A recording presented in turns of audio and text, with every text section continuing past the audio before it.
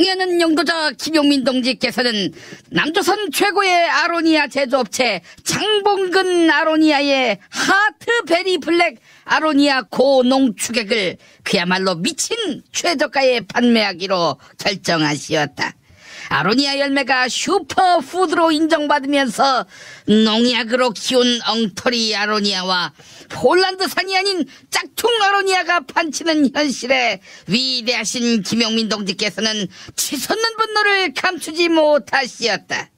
김용민 동지는 이에 특허받은 세계의 공법과 첨단 설비로 아로니아의 유효 성분을 모두 담아냄과 동시에 오직 자연농법으로 키운 강인한 폴란드산 아로니아만을 원료로 한 장봉근 아로니아라면 전 인민에게 하사해야 마땅한 바 한반도 최저가를 결정하신 것이었다.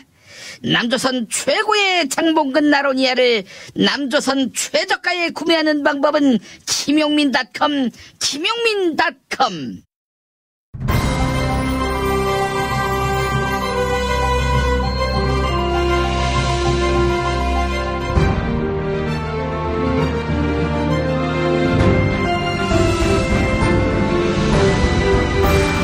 2018년 6월 22일 금요일 김용민 브리핑 2부입니다. 오늘 새벽에 나온 종합일간지 헤드라인 살펴보겠습니다. 먼저 경향신문, 경찰의 1차 수사 종결권 부여, 검찰 지휘권 없앤다. 국민일보, 검찰도 경찰도 불만, 수사권 절반의 조정. 서울신문, 힘세진 경찰 1차 수사권 종결권 갖는다. 이런 제목입니다. 정부가 검찰과 경찰의 수사권 조정 합의문을 발표했습니다. 경찰에 대한 검찰의 수사 지휘권이 폐지되고 경찰의 1차 수사권과 수사 종결권이 부여됩니다. 이번엔 세계일보, 힘세진 경찰, 검찰 지휘 없이 수사 종결 권한. 중앙일보, 경찰, 검찰의 수사 지휘 안 받는다. 한겨레, 경찰은 수사 독립 명분 챙겼고 검찰은 실리 챙겼다. 한국일보, 검경 수사권 매듭에도 수사 3륜 구상 허물로, 이렇게 제목을 달았습니다. 수사권 조정안 합의를 통해서 경찰은 명분을, 검찰은 실리를 챙겼다. 이런 해석이 나오고 있는데요. 경찰은 명실상부한 독립수사기관으로 자리매김했으며 검찰은 사건을 송치받은 후 미진하다고 판단되면 경찰의 보완 수사를 요구할 수 있습니다. 다음은 동아일보, 북한 한미 감시망 겨냥 MDL 정찰 중지하자. 이런 제목입니다. 조선이 우리 군 당국에 군사분계선 MDL 양측 60km 이내에서는 정찰 활동을 하지 말자, 이렇게 제안한 것으로 알려졌습니다. 마지막으로 조선일보, 자영업자 매출 1년 동안 12% 줄었다. 이렇게 제목을 달았습니다. 올해 국내 자영업자의 매출이 작년보다 10% 이상 급감한 것으로 나타났습니다. 매일같이 문재인 정부의 무능을 강조하려고 이런저런 지표를 끌어오는 조선일보입니다. 오늘의 헤드라인 살펴봤습니다. 자, 돌아오는 일요일에도 변함없이 도올 김용옥 선생의 설교가 있습니다. 일요일 아침 10시 40분 서울 지하철 충정로역 9번 출구에 있는 벙커원으로 많이 모여주시기 바랍니다.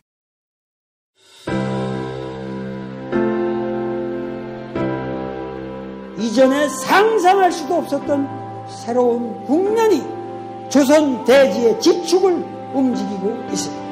이 민족의 역사가 제 궤도에 올라서서 달리게 시작한다고 하는 느낌이군요. 문익환이 가르쳤고 도울이 배웠던 학교, 한신대학교 신학대학원. 꿈을 현실로 살아간 선구자를 양성하는 한신신학은 촛불혁명과 한반도 종전선언 이후의 세상을 준비하고 있습니다. 한신신학을 통해 세계의 신학을 깊이 연구하고 더 나아가 시대의 예언자의 길을 걷고자 하는 모든 분들을 환영합니다. 이 새 시대는 문익환 씨의 힘으로 열리는 것이 아니라 바로 여기 모인 여러분들의 힘으로 열리는 거예요. 한신대학교 신학대학원 홈페이지나 2125-0108로 문의하실 수 있습니다.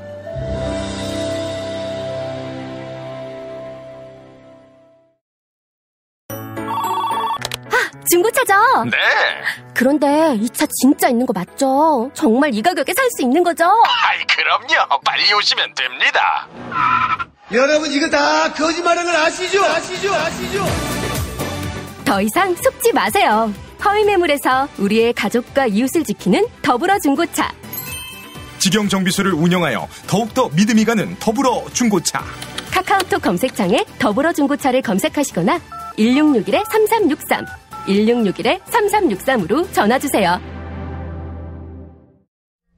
충남 금산의 넓은 인삼밭. 정성농장을 일군 농부아버지 이정열 씨. 자연은 노력한 만큼 내어준다. 그 자연의 마음을 알기에 정성농장을 더불어 일구는 아들 이성규 씨도 아버지에게 배운 것처럼 정직하고 또 성실하게. 정성농장 홍삼은 인삼 재배부터 가공 판매까지 모두 책임지고 있습니다. 그래서 대한민국 1등 품질을 자부합니다. 검색창에 정성농장 홍삼을 검색해주세요. 정성농장 홍삼. 전화문의는 010-9754-6972.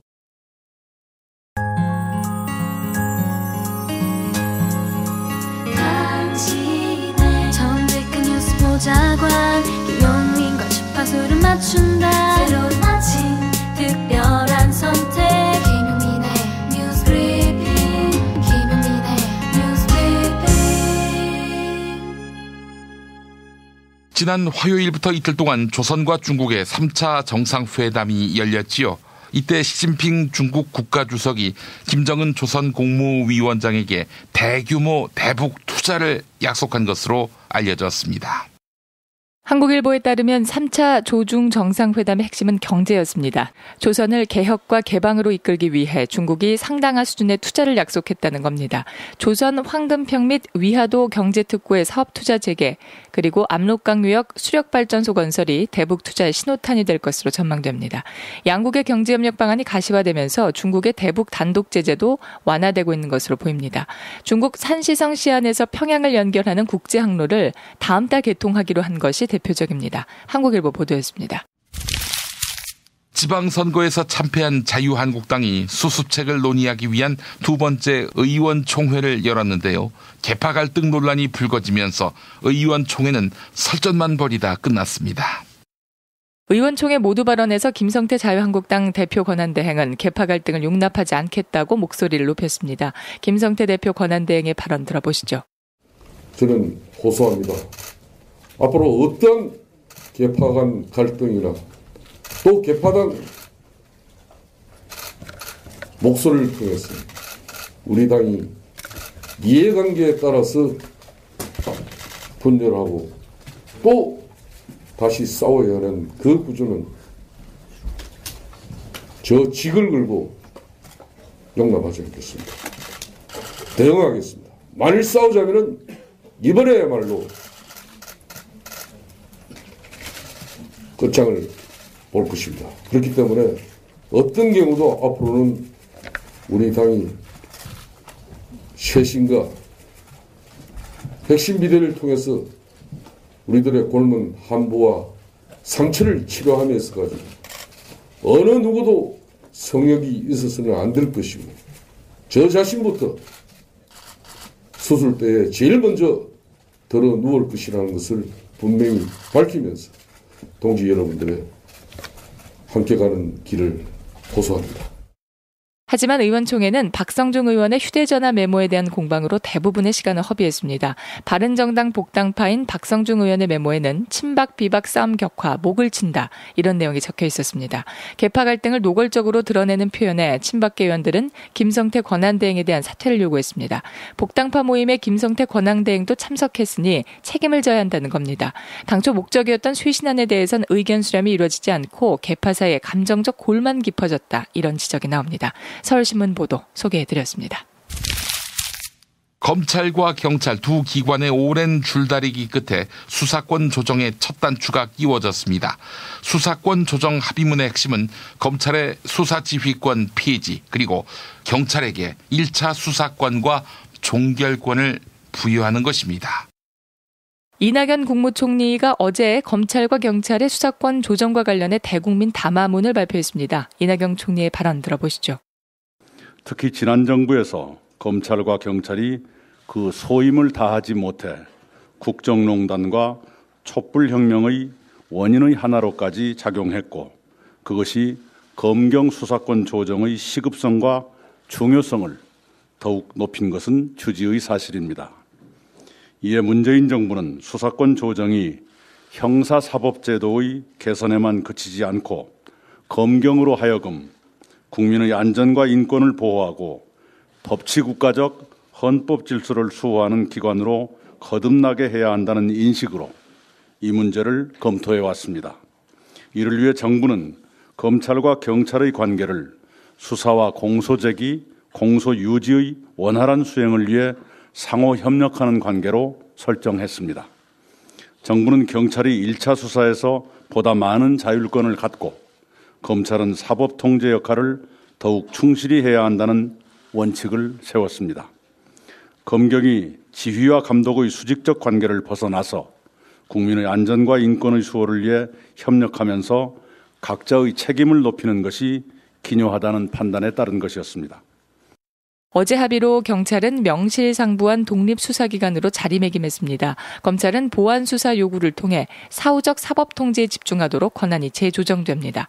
이에 따라 경찰은 명분을, 검찰은 실리를 챙겼다는 평가가 나옵니다.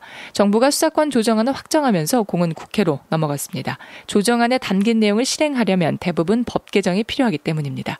이상은 한겨레 보도였습니다.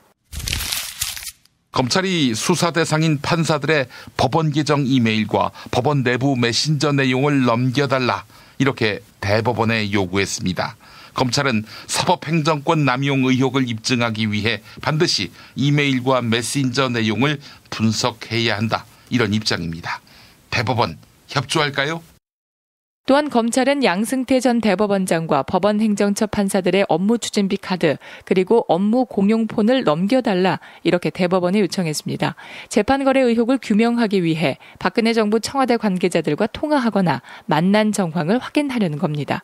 검찰은 대법원에 자료 제출을 요구하면서 상고법원 추진 과정 전부를 보겠다, 이런 의사를 밝혔는데요. 법원 내부에선 검찰이 이렇게까지 할 줄은 몰랐다, 이런 얘기가 흘러나옵니다. 검찰의 조사로 새로운 의혹이 드러날 수 있다는 점이 대법원으로서는 부담스러운 겁니다. 동아일보 보도 소개해드렸습니다. 자유한국당 김재원 의원에 대한 수사 촉구와 국민청원이 이어지고 있습니다. 나와 가까운 지방선거 예비 후보의 음주 뺑소니를 무마해 주었다, 이렇게 말한 영상이 공개된 것입니다.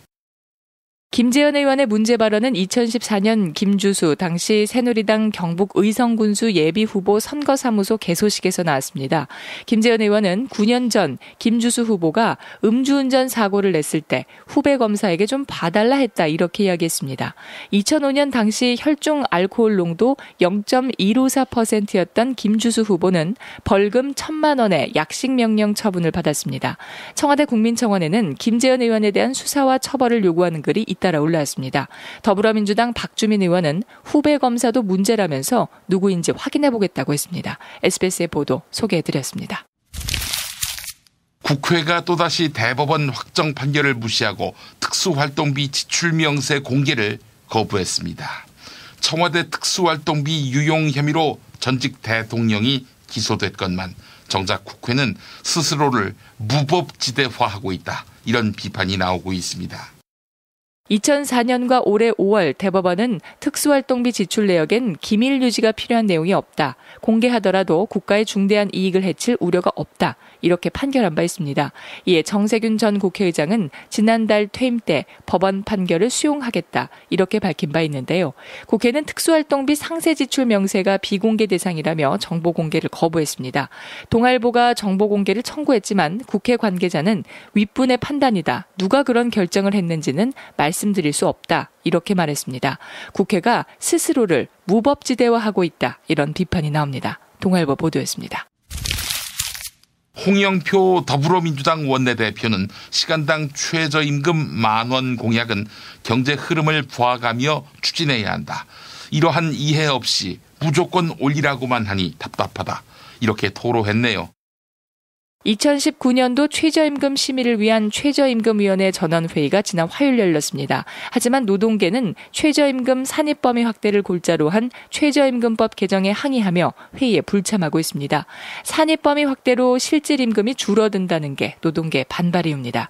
최저임금법 개정안 처리의 주역 가운데 한 명인 홍영표 원내대표는 노동계가 줬던 임금을 다시 뺏어간다는 황당한 논리를 대고 있다고 비판했습니다.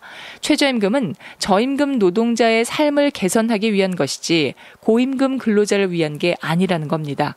대우차 노조 대의원 출신인 홍영표 원내대표는 대한민국 노조도 이제 좀 바뀌어야 한다. 지속 가능한 성장을 할 수 있는 나라로 만들 건지에 대해 함께 고민해줘야 한다. 이렇게 강조했습니다. 중앙일보 보도 소개해드렸습니다. 김용민 파이. 검경이 지휘와 감독의 수직적 관계를 벗어나서 국민의 안전과 인권의 수호를 위해 협력하면서 각자의 책임을 높이는 것이 기묘하다는 판단에 따른 것이었습니다. 어제 이낙연 국무총리, 검찰과 경찰이 수직적 상하 관계를 탈피하도록 수사권을 조정하겠다고 전명. 한편 수사권 조정이 제대로 실현된다면 없어질 풍경. 첫 번째, 2002년에 나온 영화 공공의 적. 검사가 일선 형사를 상대로 군기 잡는 풍경. 새끼, 참 말 안 듣게 생겼다. 씨발놈아? 나 동부지검 최검사야. 네 관할 담당 검사. 이 새끼 이거 언제 범인을 잡아봤어야 알지? 나도 잡았수다. 산수. 아, 산수? 왜? 영어랑 국어는 안 잡고? 야, 이 새끼야. 형사가 뭐야? 범인 잡는 거 아니야? 근데요. 그럼 범인을 잡아야지. 왜 피해자 가족을 괴롭혀? 어? 너 같은 새끼 때문에 경찰이 욕먹는 거야, 자식아. 지금 나가서 길거리 돌아다녀봐. 1시간만 돌아다니면 저런 사채업자 같은 새끼들 한다스 나와, 한다스는. 그런데 왜 피해자 가족 주변만 얼쩡거리는 건데? 어? 이 자식이 이거 돈 냄새 맡고 얼씬거리는 거 아니야, 이거? 2010년에 나온 영화 부당거래. 검사의 뒤를 캐는 형사. 이에 반발하는 검사와 무릎 꿇는 형사. 여보세요. 아이, 최철기야, 이 개새끼야! 넌 아주 대한민국 검사가 아주 족같아 보이지? 이 새끼가 이거 어디서 뺑기를 치고 지랄이야, 이 새끼야! 너는 무슨 경찰 배지 한 10개씩 차고 다니나 보다? 너 사람 잘못 봤어, 이 새끼야! 이 새끼가 어디서 범인을 설렁설렁 잡아, 이 새끼야! 끊어, 이 새끼야! 검사님, 정말 죽은 죄를 졌습니다. 그동안 무례를 범했다면 전부 다 잊어주십시오, 검사님. 아니, 머리 좋아서 검사 된 사람이 한 번 있었던 일을 어떻게 그렇게 쉽게 잊나? 그리고 2018년에 나온 영화는 아니고 실제 상황. 검사 출신 정치인이 검사에게 음주운전 사고를 봐달라고 요청하는 상황. 제가 기왕에 이야기 한마디 더 할게요. 2005년도에 이제 우리 김주수 차관께서 차관 그만두시고 쓸쓸한 마음에 낮술 한잔하고 교통사고를 낸 적이 있습니다. 그래가지고 제가 검사 출신 아닙니까? 총장님 앞에서는 감히 영향도 못 내지만 그래가지고 제가 그 검사 그 사건 담당하는 검사한테 전화를 했지요. 우리 김주수 차관이 교통사고를 냈는데 전화를 했더니만 그 여검사인데 안동 출신입니다. 안동 일찍인가 뭐 그래가지고 우리 지역에 훌륭한 선배인데 그 좀 봐주소요 했더니 우리 고향도 가까운데 벌금이나 시기 때리고 그냥 봐줄게요. 재판 안 받도록. 그래가 벌금 받은 적 있습니다. 만약에 그것 갖고 욕할 분은 본인, 자식, 남편이나 아내, 아버지나 엄마 중에 술 안 드시고 교통사고 절대 안 내고 그 다음에 그러고도 내더라도 처벌 안 받을 자신 있는 사람만 이야기 좀 하소. 우리 다 뭐 음주운전 안 한 분 하면 총장님도 음주운전 하실 거면 뭐 그 정도 가지고 시비 걸 낍니까? 임마 일 좀 똑바로 시키랍니까? 예, 아니다. 사람 칼 잡으려고 하면 한이 없어요. 왜 이게 없어지냐고? 경찰이 이런 검사를 가만두지 않을 것이기 때문. 나 최검사야. 자르라고 했을 때 잘랐으면 이런 일 없잖아, 이 새끼야. 계속 반말이시네요, 이 씨발놈아! 뭐? 수사반장 75회 봤어? 살인자 비고하다가 쇠고랑 찰 수 있어, 알아? 너 이제 좆됐어, 이 존만한 새끼야. 알아들어, 이 개자식아! 다이어트는 결국 먹는 게 문제다! 문제긴 하지. 매끼 식단 챙기기도 번거롭고 빼도 금세 다시 찌고. 아직도 몰라? 비타샵 다이어트를 해봐. 안 그래도 궁금했는데 어떻게 뺀 거야? 몇 개월 한 거야? 몸에는 안 나빠? 물어 뭐래. 비타샵 가봐. 같이 해. 1522-6648 혹은 비타샵을 검색해주세요. 운전자를 위한 꿀팁 7,000원 운전자 보험 카페. 알고 계세요? 교통사고가 나면 형사합의금, 벌금, 변호사 비용 이거 자동차 보험에서는 보장 못해요. 운전자 상해까지도 책임져드리는 7,000원 운전자 보험 카페. 버스, 택시, 트럭 등 영업용 차량 운전자를 위한 12,500원 운전자 보험 카페도 있습니다. 실손, 부모님 건강, 자녀 보험도 안내해드립니다. 02849-9730 연중 무휴라 언제든 02849-9730. 답은 이미 정해져 있으니 너는 대답만 해라고 하는 답정모. 아닌데 답은 정치인데 너만 몰라 이건데.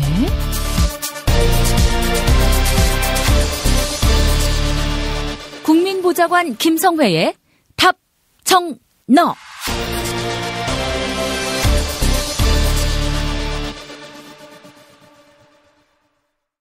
탈모는 막아주고 빠진 머리는 다시 나게 하는 18,000원짜리 뿌리 깊은 샴푸 두피 영양제. 네, 돈 많이 들고 효과 없다. 포기하신 분들 계시죠? 딱 한 달만 뿌리세요. 효과 없다면 환불합니다. 1566-7871 1566-7871 네, 답정너로 이어갑니다. 국회 더불어민주당 손혜원 의원실 김성회 보좌관 만나겠습니다. 김 보좌관님. 네, 안녕하세요. 네, 지방선거 국회의원 재보선 이후에 손혜원 의원께서는 이번 선거를 어떻게 평가하시던가요? 뭐 공식적으로 하는 얘기 말고 뒤에서 보좌관들과 함께. 일단은 뭐 손혜원 의원은 충남, 충북, 경북, 특히 대구, 그리고 이제 경남 중에서도 농촌 지역의 험지를 위주로 선거 지원 유세를 다녔습니다. 예. 어떤 지역 같은 경우는 국회의원이 한 번도 와준 적이 없었는데 고맙다라는 인사까지 하는 지역이 있었고, 그래서 사실 뭐 간 것에 비해서는 너무 많이 떨어져서 저희가 생색은 못 냈습니다만, 여튼 이제 그렇게 돌고 다니면서 그 현장에서 느껴진 열기, 그리고 많이 부족함에도 불구하고 열심히 뛰고 계시는 모습들을 많이 보고, 또 지방자치라는 것이 지역에 있는 그런 모세혈관들이 잘 해줘야 하는 건데, 그렇습니다. 그런 부분들에 대해서 중앙당이 좀 더 교육을 하고 체계적으로 준비하면 어떻게 했느냐는 아쉬움이 가장 좀 큰 평가였던 것 같고요. 예. 그래서 뭐 이제 다음번은 총선인데, 여하튼 전체 후보들이 함께 공유할 수 있는 홍보 매뉴얼이랄지 아니면 기본적인 정책들, 뭐 그리고 선거에 대한 지원들이 조금 더 적극적으로 이루어지는 게 좋겠다라는 뭐 그런 평가들을 좀 했습니다. 예. 자, 2년 후 총선 어떤 결과가 나올지 미리 예측하는 것 자체가 사실은 무리인데, 그래도 홍보 전문가가 보기에 2년 후에 선거가 어떤 이슈로 치러질지 정도는 이제 감을 잡지 않았을까요? 현장을 돌아다니면서 봤을 때. 예컨대 정권 심판론이 대두될지 아니면은 한 번 더 맡겨보자라는 여당에게 다소 유리한 구도의 캠페인이 전개될지 어떻게 그 부분에 대해서 말씀하신 건 없었나요? 자유한국당이 앞으로도 계속 목리를 부릴 거기 때문에 반성을 하고 있지 않고요. 그렇기 때문에 개혁 입법 관련돼서는 참 앞으로도 통과가 지난한 과정을 거쳐야 할 것입니다. 쉽지 않을 것이고요. 예. 그래서 문재인 정부의 개혁 완성을 위해서 180석 이상을 몰아달라. 이것은 물론 이제 되게 거칠게 하는 언사고요. 잘 다듬어서 이야기해야겠죠. 하지만 결론은 어쨌든 문재인표 개혁이 완성될 수 있도록 의회에 힘을 실어달라라는 것이 민주당의 메시지가 되지 않겠나. 이번 지방선거는 사실 자유한국당 간판을 달고 나왔습니다만 자유한국당의 간판 선수들이 나온 건 아니거든요. 예. 진짜 선수들은 이제 총선에서 등장을 하겠죠. 그 선거에서 자유한국당을 심판하는 것이 우리나라 민주주의 발전에 큰 도움이 될 것이라는 점을 강조하게 되지 않을까라고 그렇게 좀 평가를 해봅니다. 아, 그래요. 2년 후 선거, 그때 진짜 선수들이 나온다는 말씀을 하셨는데 이 총선이 사실은 대선에 직접적인 영향을 미치기 때문에 바로미터가 될 수 있는 거 아니겠어요? 그래서 다가올 총선이 갖는 의미는 매우 크다 이렇게 말씀드릴 수 있을 테고요. 그리고 이제 2020년 4월에 총선을 마치고 6월에 국회가 열리면 그때부터 시작해서 1년 동안 문재인 정부가 이루려고 했던 개혁 입법들을 다 통과시켜야 하는 시대적 과제가 있는 겁니다. 사실은 정권 초기에 힘이 있을 때 하면 더 좋지만 지금 현실적으로 자유한국당이 뭐 어쨌거나 국민들로부터는 최악의 지지율로 외면당하고 있지만 여하튼 현실적인 정치 권력을 갖고 있는 것은 변함이 없기 때문에요. 예. 그렇기 때문에 2020년 6월부터 2021년 6월까지 1년 동안 어떻게 국회를 운영하느냐에 따라서 문재인 정부의 최종 점수표가 나온다는 점을 생각하면 그 점을 좀 중요하게 봐야겠죠. 그 수사권 조정안이 나왔습니다, 어제. 자, 이게 국회 입법이 될까요? 자유한국당은 뭐 보나마나 반대할 것이고 뭐 그렇다 하더라도 지금 선거에서 대패를 했기 때문에 반대를 하더라도 한계가 있을 것이다. 이렇게 보는 시각도 있고 어떻게 국회에서는 전망하던가요? 저는 뭐 자유한국당을 그렇게 쉽게 보시면 안 된다는 말씀 먼저 드리겠고요. 아, 이렇게 민심에게 호되게 질책을 받았는데도 반대 기조를 계속 유지한다. 선거가 2년이나 남지 않았습니까?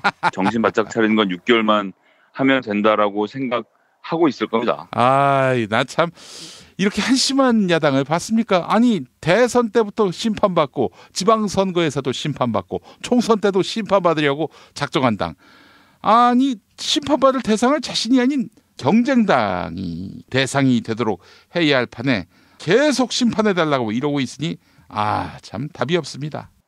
뭐 공수처 문제도 그렇고요. 검찰 수사권 독립 문제도 그렇고 검찰의 불만이 상당한 상태 아닙니까? 누구나 다 알고 있듯이. 예. 그럼 어쨌거나 검찰이라는 조직 자체는 또 그 안에 확실한 상명하복의 위계 질서가 있고 또 나름 법률가들로서의 본인의 논리와 이론이 다 있는 사람들인 만큼 지금부터 검경 수사권 분리와 공수처 문제와 관련돼서 그렇게 해서는 안 되는 논리적인 이유를 잘 만들어서 그 이유를 자유한국당에게 전달하겠죠. 물론 뭐 우리 당에도 있습니다만 자유한국당 내에 법조인 출신의 국회의원들 또 그중에서 특히 검찰 출신의 국회의원들과 함께 힘을 합쳐서 수사권 분리가 가져오는 여러 가지 문제점을 잘 만들어서 저항을 하겠죠. 전 여기서 간단하게 포기하고 모르겠습니다. 민주당이 하고 싶은 대로 하세요라고 할 자유한국당은 절대 아니라고 생각합니다. 예, 알겠습니다. 자, 서설이 너무 길었습니다. 자유한국당 아직까지도 혁신의 갈피를 못 잡고 있어요. 어제 뉴스에 보니까 자유한국당이 지난 선거를 평가하면서 최순실 타블렛 문제를 좀 더 적극적으로 파고들었어야 한다 이런 평가들을 내는 걸 보면서 정말 안도의 한숨을 쉬었습니다. 안도의 한숨을. 뭐 물론 제가 해서 그렇다는 얘기는 아니지만 많은 분들이 저하고 같은 지적을 하고 있지 않습니까? 반공반복에서 벗어나서 보수가 원래 잘하는 경제 문제를 중심으로 문재인 정부를 타격을 하고 거기에 따라서 반사이익을 거둬야 된다라는 조언을 제가 상대 당임에도 불구하고 이렇게 말씀을 드리고 있는데 뭐 그런 얘기를 저만 한 게 아니라 모든 전문가들이 같은 입장에서 얘기를 하고 있는데 아직도 최순실 타블렛이 최순실 것이 아니라는 이야기를 공당에서 한다는 자체가 아이러니죠. 정말 듣고도 믿기지가 않는 얘기고 그걸 평가랍시고 하고 있으니까 문제가 되는 것 같고요. 그다음에 이제 어제는 아침 10시부터 오후 3시 20분까지 5시간에 걸쳐서 마라톤 의총을 펼쳤습니다. 예. 비공개로 진행됐다고는 하지만 비공개로 하면 보좌관들, 기자들 싹 다 내보내고 의원들끼리만 앉아서 토론을 하는데요. 근데 이게 비공개가 아닌 게 각자 다 불만이 있기 때문에 그 내용을 싹 정리해서 기자들한테 다 퍼뜨리거든요. 의원들이. 그래서 나온 내용을 보니 개파가 존재하는 것은 엄연한 현실인데 그런 것들을 이러쿵저러쿵 하면서 김성태가 그만둬야 되니 말아야 되니 이런 걸로 싸우고 그다음에 김무성 의원도 탈당을 해라. 이런 어떻게 보면 자잘한 문제들, 지금에 있어서는 큰 덩어리로 어떻게 할 건지에 대한 대책들이 먼저 나와야 하는데 그 큰 그림을 정리해 줄 어른이 당에 없는 거죠. 그게 젊은 혁신가라고 해도 좋습니다. 하여튼 누구든 나와서 지금 당이 이러이러하고 여론이 이러이러하니 인적 쇄신에 있어서는 이런 방법이 있으니 일단 우리 모두가 당직을 내려놓고 이렇게 하자라든지 아니면 혁신위원장으로서 이런 분이 좋을 텐데 이런 분을 모셔다 일을 하자라든지 아니면 구체적인 인사를 거론하지 않더라도 이런 식으로 얘기가 되는데 김성태가 된다 안 된다를 가지고 1시간 넘게 서로 싸우고 박성중 의원 메모를 가지고 그 메모를 왜 썼니 그걸 또 왜 공개를 했니 이런 걸 가지고 계속 멱살을 잡고 있다는 것은요. 혁신의 방향이 아직 도출되지 않았다는 것이고 그리고 제가 조금 전에 우스갯소리로 말씀드렸습니다만 선거가 아직 앞으로 2년이나 남았기 때문에 지금 섣불리 자기 기득권을 포기할 이유가 없다라고 생각하는 거예요. 청취자분들 안 믿으실 수도 있겠지만 의원들은 그렇게 생각합니다. 1년 정도만 여론을 다시 닦으면 돌이킬 수 있는 문제라고 보는 거고 그 와중에 김정은이 미사일을 쏠 수도 있는 거고 트럼프가 화가 나서 폭격을 할 수도 있는 거고 여러 가지 변수들이 있을 거라는 생각을 하는 거죠. 이게 바로 박근혜 억만공천의 산실 아닙니까? 그렇습니다. 안 되는 집안은 다 안 된다고 김무성 의원의 보좌관을 10년간 지냈던 분이 어제자로 이제 언론 보도가 풀렸고 아직 책은 나오지 않았습니다만 20대 총선 공천 비화에 대한 책도 내지 않았습니까? 그 책 내용 좀 소개해 주세요. 정말 재밌더라고요. 청와대의 명을 받고 온 모 인사가 그 사람의 이름 공개를 하진 않았고요. 김무성 당대표에게 찾아와서 명단을 주면서 이런 사람들은 공천에서 배제하라. 예를 들어 유승민은 말을 안 들어서 배제. 이재호는 이명박 사람이라서 배제. 이런 식으로 해서 배제할 명단을 구체적으로 주고 그다음에 이제 했던 인상적인 말은 제가 누차 말씀드렸던 자유한국당이 잘 되지 않는 이유였던 건데요.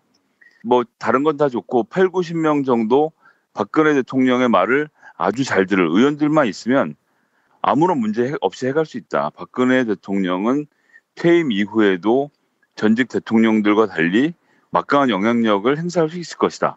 라는 얘기를 했다는 거 아닙니까? 그리고 공천이 그대로 이루어진 거죠. 그 8, 90명이 박근혜의 말만 듣는 정치적으로 판단이 잘 되지 않는 진박이니 친박이니 할 수 있는 관료 출신으로서 몸을 낮추고 명령권자의 명령을 잘 접수하는 사람들 위주로 공천이 됐다는 것. 또 그래도 그 중간에 심지어는 축구 감독 누가 국회의원으로 모색이 되다가 하룻밤 사이에 최고위원의 명에 따라 또 딴 사람을 바뀌고 이런 말 그대로 이한구 위원장을 중심으로 해서 박근혜에 오다가 내려온 상태에서 벌어진 이 억만공천.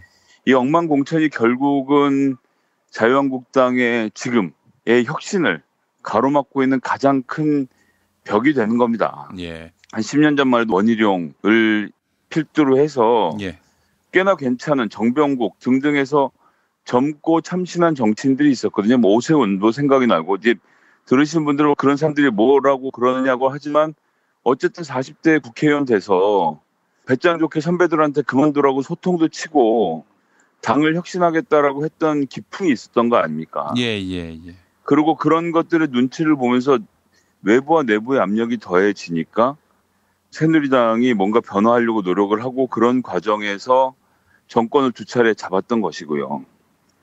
그런데 지금에 있어서는 A씨가 갖고 왔다는 그 명단에 있는 혹은 8, 90명 정도 박근혜 대통령의 말을 잘 들을 사람만 있으면 우린 뭐든지 할 수 있다는 그 자만심이 결국은 지금 자유한국당의 파국을 가져온 것이 아닌가라고 생각을 하고요. 그런 의원들은 그렇기 때문에 다음번에 그 분들이 아무리 TK에서 나오고 어디서 나온다고 하더라도 저는 유권자들의 외면을 받을 거라고 생각합니다. 민주당 입장에서는 이분 공천 박근혜가 주셨어요라고 한마디만 하면 굉장히 간단하게 전선을 그을 수 있거든요.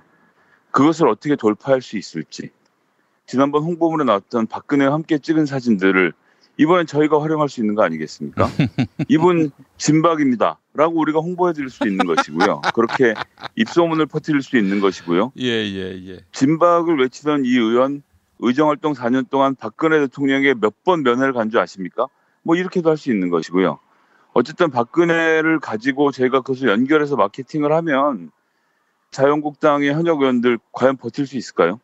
그리고 관료들은 관리는 잘할 수 있지만 정치를 잘 하지는 못합니다. 그것이 뭐 각자의 특성이 있는 것인데 그런 특성들을 감안하면 제가 생각하기에는 그런 점에서 놓고 봤을 때는 자유한국당의 미래가 암울하다는 것을 이번에 그 책을 통해서 또 확인할 수 있었던 것 같습니다. 예, 알겠습니다. 참 공천을 잘했습니다. 우리 박근혜 씨가. 너무나도 고맙게 된 거죠. 저희들 입장에서 봤을 때는. 말씀하신 대로 사실은 과거에 뭐 남경필이니 원희룡이니 정병국이니 이런 사람들이 뭐 하여간 당이 너무 극으로 갈 때 어쩌다 한 번씩 이렇게 제동을 하고요. 당시 야당과 소통하려는 노력도 보였고요. 그게 쇼라도 했었는데 그런 사람들이 씨가 말랐어요. 이제는 그 쇼를 할 사람도 없으니까 타블렛 PC 얘기를 아직도 하는 거 아닙니까? 그렇습니다. 보고 있으면 어떻게 저렇게 하나 싶은 생각이 드는 겁니다. 그러니까 한마디로 국민들이 어리석어서 JTBC의 마타도어에 홀려가지고 그렇게 해서 탄핵시켰고 문재인 대통령 만들었고 이번 지방선거 국회의원 재보선에서 자기들을 배제했다. 이런 인식 아니겠어요?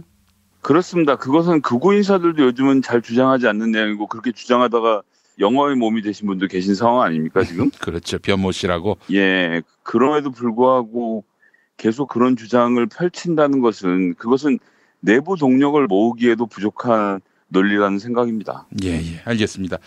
자, 김성회 보좌관님 오늘 말씀 잘 들었고요. 다음 주에 또 뵙도록 하겠습니다.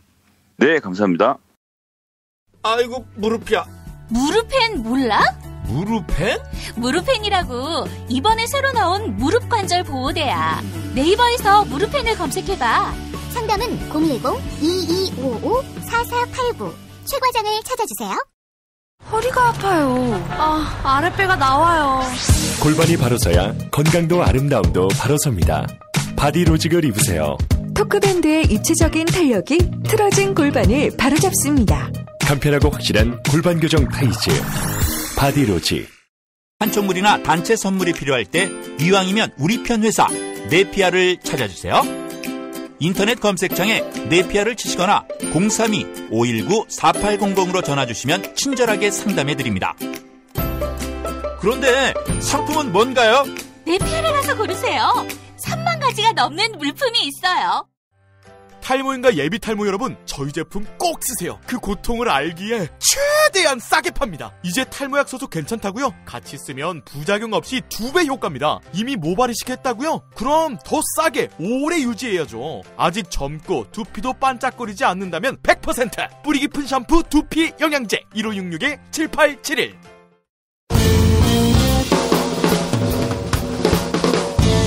미디어 오늘 정상근 기자가 뉴스 속의 뉴스를 짚어드립니다. 정상근 기자의 오늘 미디어.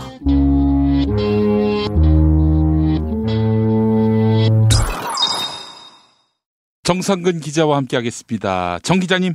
네, 안녕하십니까. 네, 오늘은 아주 특별한 날이죠. 네. 그렇습니다. 녹음 아침에 올리시잖아요. 예. 올리실 때쯤이면은 한두 시간 있다가. 네. 제 아들이 생일을 맞습니다. 아이고 세상에, 벌써 아들인 게 확인이 됐군요. 네, 아들인 거는 확인이 됐고 태어납니다. 예, 축하드립니다. 정상근 동지. 네. 정말 정상근 기자의 2세가 생기는군요. 네, 그렇습니다. 이름은 제가 한번 지어드리겠습니다. 아니요, 됐습니다. 정동지 어때요? 정동지. 정동지로. 그 애기 인생에 먹구름을 끼게 할 수 없어요. 정혁명 어때? 정혁명. 네. 차라리 정반란으로 주겠습니다. 알겠습니다. 아이고 우리 정동지에게 큰 경사가 났습니다. 여러분 축하해 주시고 오늘 이렇게 태어나는 아이가 나라와 민족을 위해서 크게 쓰임받기를 바라지 않죠? 네, 그냥 지어놔서 잘 살았으면 좋겠어요. 알겠습니다. 예, 자 우리 또 대한민국의 경사이자 인천광역시의 경사이자 장기동의 경사 우리 정상근 동지의 2세가 오늘 탄신하는 날입니다. 너무나 함께 기뻐하는 마음 감출 수 없고요.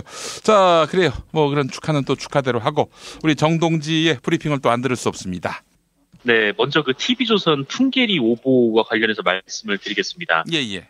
방송을 들으시는 날 기준으로 어제 방송통신심의위원회가 방송소위를 열었는데요. 이날 이 TV조선 풍계리 외신기자 1만 달러 보도가 심의에 올랐었어요. 예. 이전에 방심위가 직접 북한에 다녀온 기자나 매체에 물어보고 판단하기로 했다. 그런 소식을 전해드렸는데 예. 이렇게 뭐 물어보지는 않은 듯합니다. 그냥 TV조선 의견만 들은 것 같아요. 그리고 결론은 법정 제재를 건의를 하기로 나왔습니다. 아이고 세상에 TV조선은 증인이 있다 이러면서 사실 보도라고 주장하고 있는데 방송통신심의위원회에서는 사실은 무슨 사실이야 이거 가짜뉴스야 라고 판명한 셈이군요. 네, 뭐 근데 이렇게 뭐 가짜뉴스라고 완벽하게 판결을 내렸다 그게 약간 좀 애매한데요. 예. TV조선 쪽에 좀 어이없는 해명이 있었고 그리고 TV조선 쪽에 동조를 하는 방송통신심의위원들이 있었어요. 뭐 자유한국당 추천위원이겠죠, 뭐. 그렇습니다. 뭐 제가 알기로는 이 자유한국당 추천위원, 뭐 바른정당 추천위원 이런 쪽에서 그렇게 나왔던 것 같은데, 근데 어쨌든 이 다수의 의견이 법정 제재가 나와서 이 법정 제재는 중징계거든요. 그래서 이게 방송을 제어가를 내릴 때 점수가 감점이 되는 그런 중징계예요. 예. 그래서 소위에서 이런 결론이 나왔으니 향후 이제 전체 회의를 열어서 이걸 확정을 해야 되는데 심의 다수 의견이 법정 제재여서 아마 그대로 갈 가능성이 농후합니다. 여권 추천 방심위원이 더 많으니까요. 아무래도. 네, 그렇습니다. 근데 이 결론은 그렇게 났는데 결론이 나기까지의 과정이 좀 아까 말씀드렸듯이 상당히 시끄러운 과정이었어요. 예. 일단 어제 이 TV조선에서 강상구 TV조선 정치부장이 참석을 해서 소명을 했는데요. 이 강상구 씨는 해당 보도가 오보가 아니다 이렇게 강하게 계속해서 주장을 했습니다. 예. 그러면서 이제 취재원을 어느 정도 공개를 했는데 TV조선의 취재원 그러니까 북한이 1만 달러를 들어오는 외신들에게 요구를 했다라고 전해준 사람이 미국 기자 2명이라고 주장을 했어요. 예. 그리고 이 2명 중에 B 기자라는 사람이 북한의 특정 관계자가 별도의 현금 그러니까 1만 달러를 요구했다 이렇게 전했다고 하고 예. 또 둘 중에 A 기자라는 사람도 금액을 명시하진 않았는데 상당한 금액을 요구했다 이렇게 TV조선에 제보를 했다라는 거죠. 예.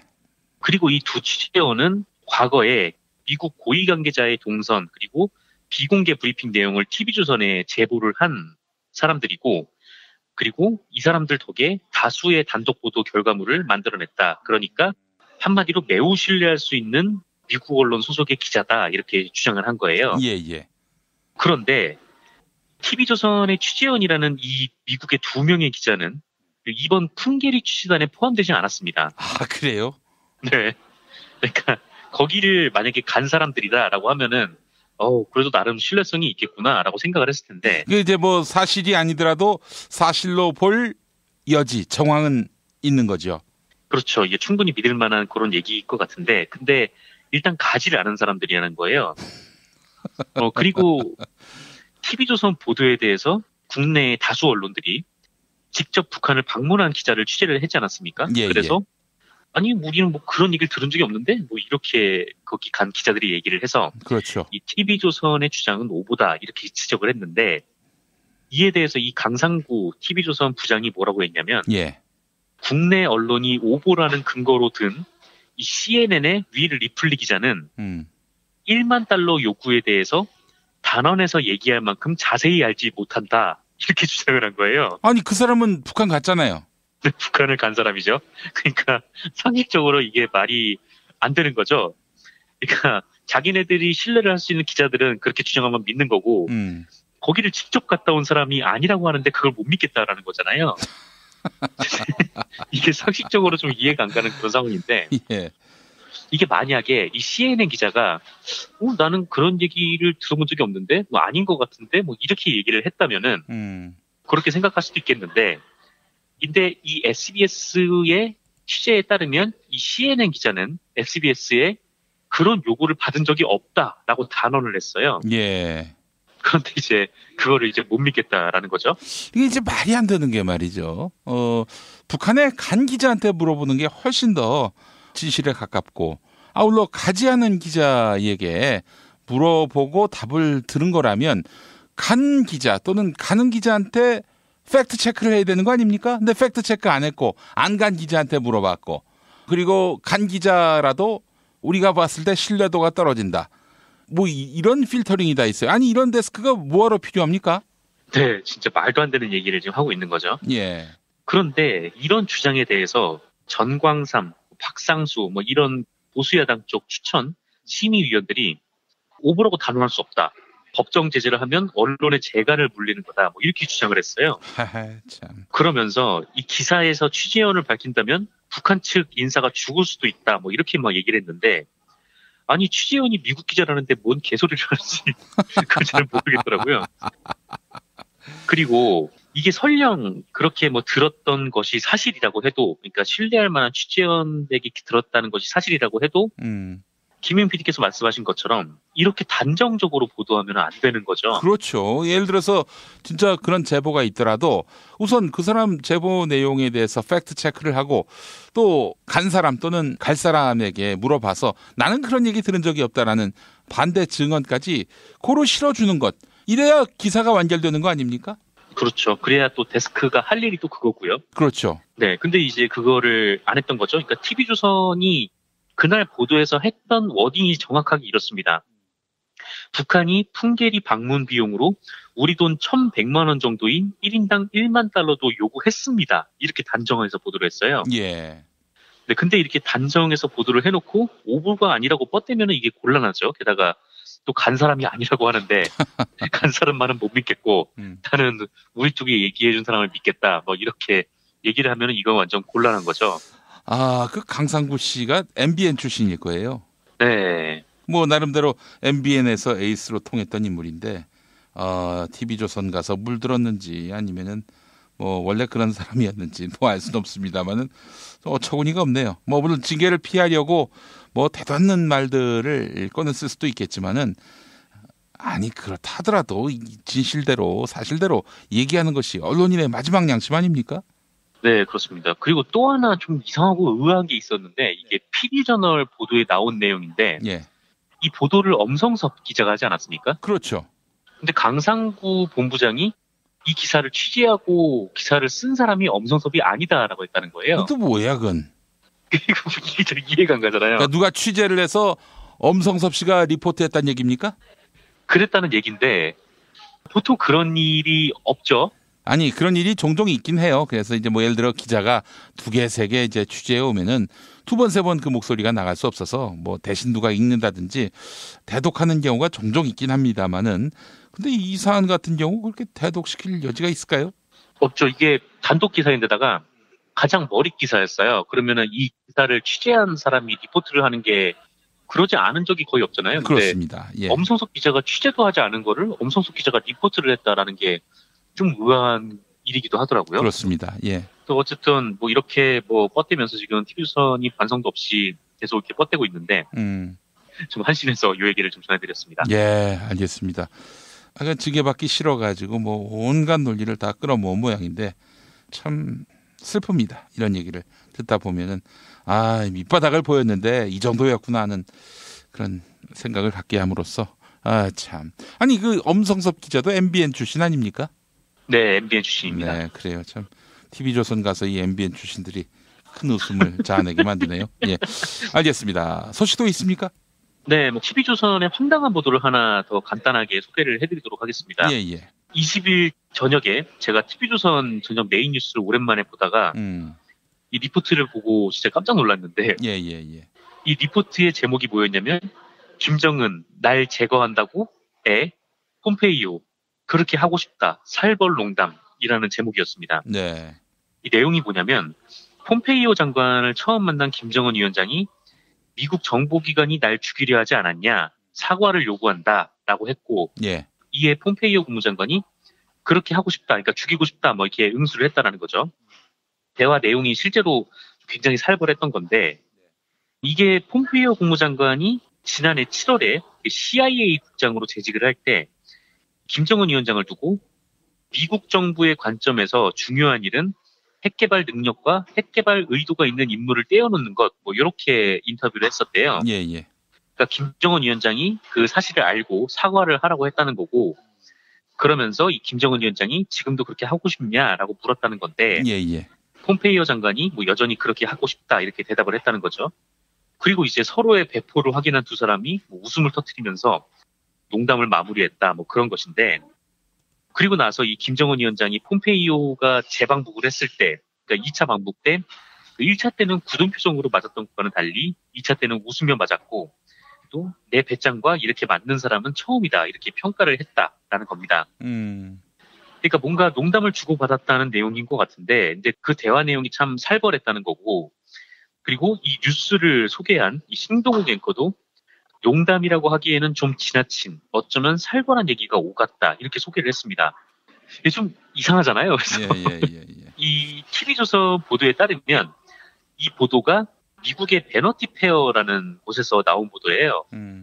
그래서 제가 그 내용이 궁금해서 이 베너티 페어라는 매체를 들어가서 봤는데, 이 매체가 뭐 하는 매체냐면은 연예 패션 잡지더라고요. 그러니까 연예계 소식, 뭐 할리우드 소식 이런 것들을 주로 전하는데, 종종 이제 정치 기사도 쓰는 모양입니다. 근데 조금 약간 좀 뒷얘기, 그러니까 우리나라의 일요시사 같은 분위기, 그런 분위기의 기사더라고요. 그러니까 미국 기사들이 그런 게 별로 없는데 취재원 자체가 잘 드러나지 않고 그냥 뭔가 가십거리, 막 뒷얘기 이런 식의 보도들이 있었어요. 그래서 제가 그 기사를 봤는데, 이 TV조선이 인용한 베너티 페어라는 곳의 기사 제목은 난 볼턴에게 더 이상 기대하지 않는다. 마이크 폼페이오는 어떻게 트럼프 김정은 정상회담에서 승리했나, 뭐 이런 제목이었습니다. 예. 그리고 여기에 그 TV조선이 인용한 농담의 문제의 대목이 나오는데, 요거를 제 짧은 영어로 이제 보니까, 네. 폼페이오 측근에 따르면 폼페이오가 4월에 김정은을 처음 만났을 때 김정은이 폼페이오에게 이전에 북한 주민들이 김정은이 사라져보길 바란다는 식으로 말하지 않았냐, 뭐 이렇게 얘기했는데, 폼페이오가 이제 여기서 주저하지 않고 여전히 당신을 죽이길 원한다, 뭐 이런 농담을 했다. 그래서 이제 두 사람이 크게 웃었다, 뭐 이런 내용입니다. 그러니까 한마디로 얘기하면 그냥 농담이에요. 이게 사실이라고 해도. 그리고 이제 사실인지도 이게 불명확하죠. 왜냐면은 익명의 취재원을 바탕으로 가십거리를 이제 취재하는 매체에서 낸 거니까요. 어제 조선일보도 이 보도를 냈는데, 조선일보조차도 폼페이오, 난 여전히 당신을 죽이려 한다, 농담하자 김정은 폭소, 뭐 이런 제목을 뽑았어요. 아, 이건 또 슬쩍 그 농담인 걸로. 네, 농담인 걸로 이렇게 해놨는데, 근데 이거를 갖다가 이 전날 TV조선에서 막 살벌 농담 막 이러면서 김정은이 사과를 요구했다, 뭐 농담이라고 하기엔 지나친, 뭐 그런 식으로 이제 표현을 했더라고요. 물론 이제 TV조선 뭐 나름의 판단에서야 이건 뭐 농담으로 보기엔 좀 그런데 이렇게 생각을 할 수도 있겠는데, 지금은 이제 남북미가 서로 굉장히 조심하는 국면 아닙니까? 그렇죠. 뭐하러 이런 주석을 붙여가면서 북미 간에 뭐 살벌한 대화가 오갔다는 식으로 말을 하는지 좀 이해가 안 가더라고요. 그래서 이 김의겸 대변인이 뭐 조선 미디어 그룹에 잡은 발목을 놓아주길 바란다, 뭐 이런 논평을 했었었는데, TV조선이 좀 조심을 하고 좀 상식적으로 좀 보도를 했으면 좋겠다는 생각이 좀 들었습니다. 뭐 더 말해 뭐 하겠습니까? 조선일보는 옛날에 자기들한테 그 유리하다고 판단되는 거면은 이 농담 섞인 황색 언론 보도도 여과 없이 인용을 합니다. 뭐 이를테면은 뭐 예전에 그 클린턴 대통령이 힐러리한테 얻어맞아 가지고 얼굴에 큰 상처가 났다. 이거 저 가짜 보도거든요. 이걸 또 그냥 외신면에서 보도를 합니다. 그런 조선일보입니다. 영어가 짧은 건지 아니면은 뭐 국민들이 잘 모를 테니까 우리가 이 외신 보도라는 구실로 이렇게 보도하면은 그냥 믿겠지 하는 마음에서 한 건지는 알 수 없으나, 하여간 조선일보 보도는요, 이상하다 싶으면은 의심하고요, 다른 언론이 이에 대해서 팩트 체크할 때 그것까지 보고 판단을 해야 됩니다. 조선일보 보도라고 해서 액면 그대로 믿으면 바보가 되기 십상입니다. 네, 그렇습니다. 정말 이랬던 조선일보 계열들이 국민들이 막 집회를 하고 이제 촛불을 들고 나오면은 괴담에 휘둘린다 뭐 이런 얘기들을 했었죠. 개소리를 하죠. 지들이나 네. 잘하면 되는데 말이죠. 그러게 말입니다. 예, 알겠습니다. 자, 정상근 기자님, 이제 다음 시간에는 애 있는 아빠 정상근 기자로 인사드리게 되겠네요. 네, 뒤에서 아기가 울더라도 양해를. 아이고, 그래요. 우리 양해를 주시기 바랍니다. 아드님 성함 정동지 좋죠? 아니요. 싫어요. 알겠습니다. 자, 오늘 고생하셨습니다. 네, 감사합니다.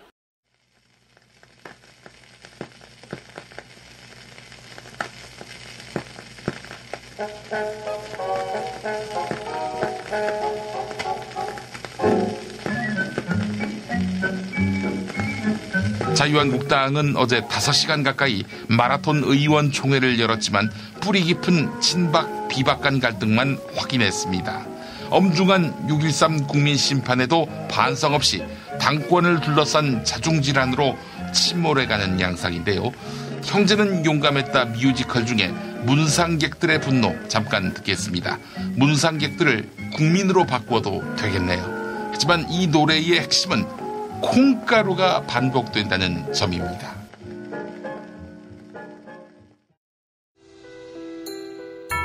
이런 경우가 어디에 있나. 상주가 대문을 잠그다니 먼저 간 춘배만 불쌍하지.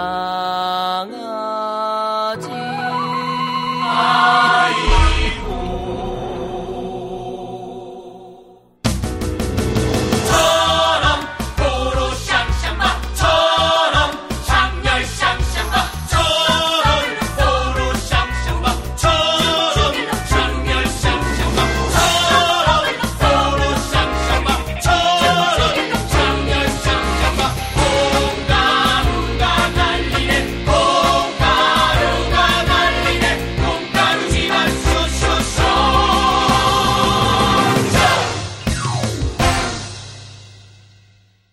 탄핵 때문에 뭐 이야기를 전달을 하려고 해도 길을 막고 듣지를 않아요. 패족 수준으로 쪼그라든 한국 보수. 회생의 길은 과연 있을까? 변화된 정치 환경, 갈 길 잃은 보수에게 새로운 희망을 제시한다. 애국 보수의 화려한 부활과 집권을 위한 본격 가이드, 김용민의 신간, 보수를 지켜라. 진중권도 투표하는 보수 정당. 광주에서도 일당이 될 수 있는 보수 정당. 젊은이들의 입당이 줄을 잇는 보수 정당. 언제까지 민주당 정의당을 부러워만 할 것인가? 부러우면 진다니까? 자유한국당 당원 김용민이 쓴 보수를 지켜라. 이김에서 나왔습니다.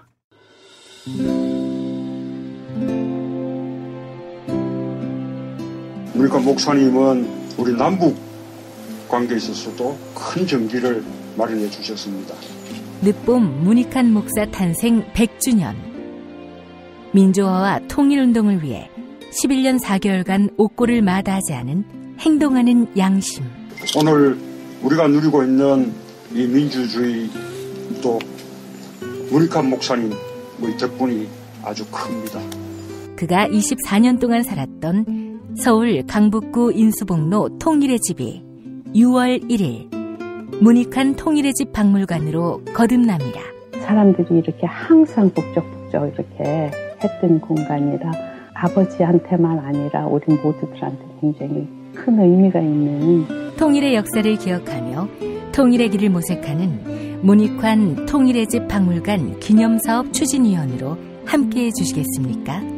이건 단지 어떤 유가족들의 유산이 아니라 우리 시대가 가지고 있는 유산이기 때문에 자세한 안내는 포털 사이트에서 문익환 통일의 집을 입력해 주세요.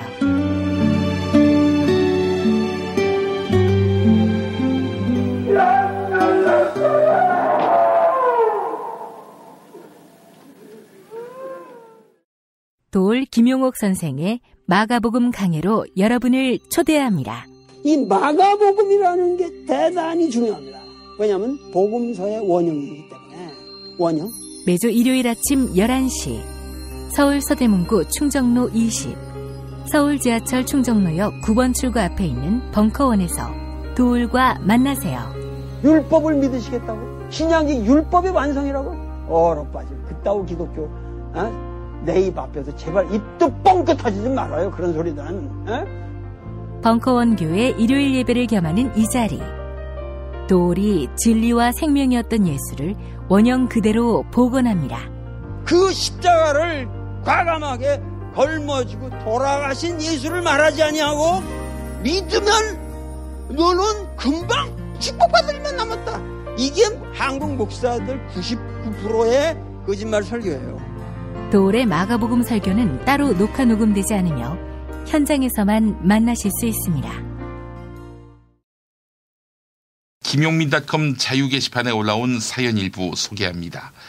혜연 혜림맘님, 아이가 아직 어려서 아동수당 혜택을 받게 됐는데 정말 좋네요.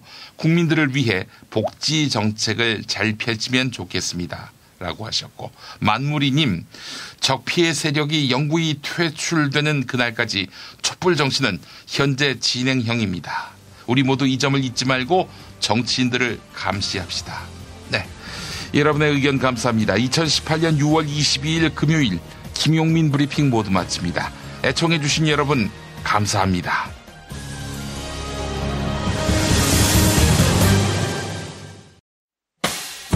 김용민 브리핑과 함께한 시간 어떠셨어요? 다음 시간에도 보다 바르고 알차며 즐거운 정보로 여러분을 찾아가겠습니다. 팟캐스트 포털 팟빵에서 다운로드하기, 구독하기, 별점 주기, 댓글 달기로 응원해주세요. 잊지 마세요. 다운로드하기, 구독하기, 별점 주기, 댓글 달기.